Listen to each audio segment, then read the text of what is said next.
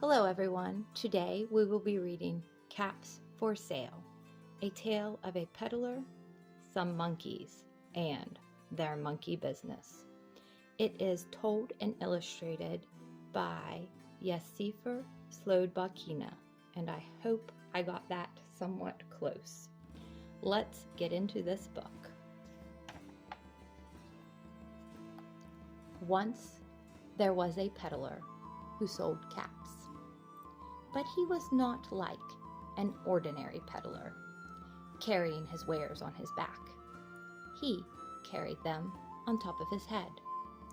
First, he had his own checked cap, then a bunch of gray caps, then a bunch of brown caps, then a bunch of blue caps, and on the very top, a bunch of red caps.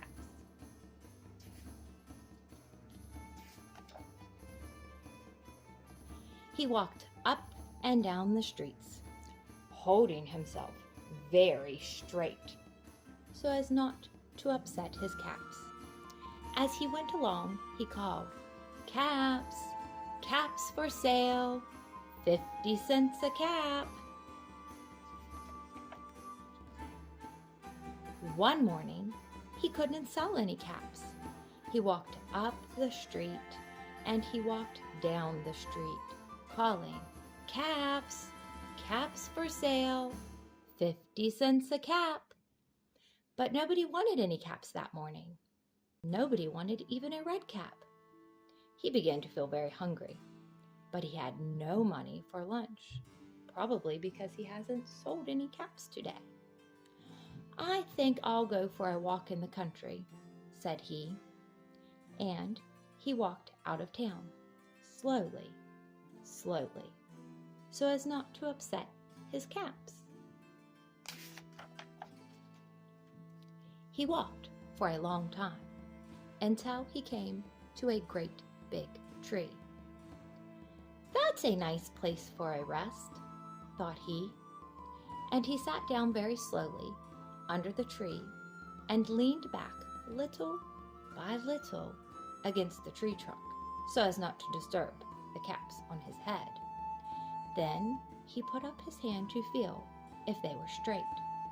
First, his own checked cap, then the gray caps, then the brown caps, then the blue caps, then the red caps on the very top. Now he's sitting down for a rest and he has all of his caps. They were all there, so he went to sleep. He slept for a long time. When he woke up, he was refreshed and rested. But what do you notice about the peddler? What is he missing? His caps. That's right, he's missing his caps. Where did they go? We better find out. But before standing up, he felt with his hand to make sure his caps were in the right place. All he felt was his own checked cap. Oh no, where did his caps go? He looked to the right of him. No caps. He looked to the left of him. No caps. He looked in back of him. No caps. He looked behind the tree. No caps. What is the only direction he did not look? Up in the tree. Up in the tree. He needs to look up in the tree. But how would caps get up in the tree? Then he looked up into the tree. And what do you think he saw? Monkeys. Do you think there's monkeys in that tree? Yes. Oh no, a whole tree full of monkeys. On every branch sat a monkey. On every monkey was a gray, or a brown, or a blue, or a red cap. The monkeys stole his caps off of his head while he was sleeping. The peddler looked at the monkeys. the monkeys looked at the peddler. He didn't know what to do. Finally, he spoke to them. "You monkeys, you," he said, shaking a finger at them. "You give me back my caps." But the monkeys only shook their fingers back at him and said, "Tsit, tsit, tsit." The monkeys are copying what he's doing. This made the peddler angry, so he shook both hands at them and said, "You monkeys, you give me back my caps." But the monkeys only shook both their hands back at him and said, "Tsit, tsit, tsit." How is he going to get back these caps? Now, he felt quite angry. He stamped his foot and he said, "You monkeys, you better give me back my caps."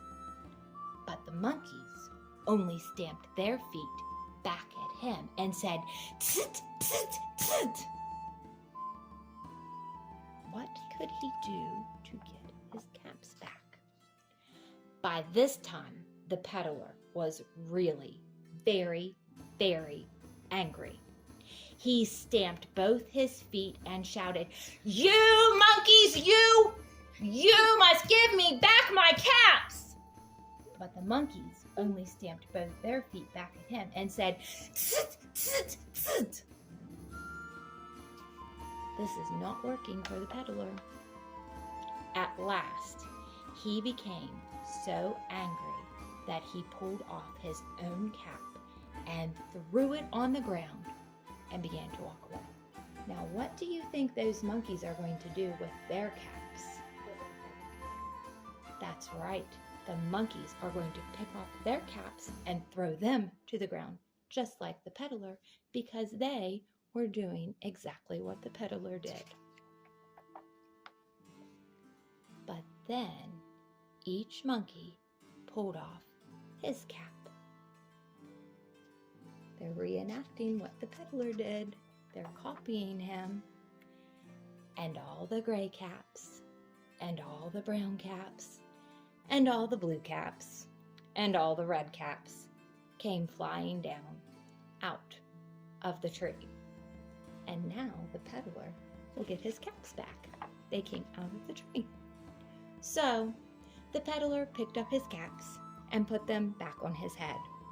First, his own checked cap, then the gray caps, then the brown caps, then the blue caps, then the red caps on the very top. And slowly, slowly, he walked back to town, calling, "Caps, caps for sale, 50 cents a cap." The end. If you enjoyed this book as much as my family does, I would really appreciate it if you would like it, subscribe it, share it, anything to help me out. I appreciate it. Thank you. Bye.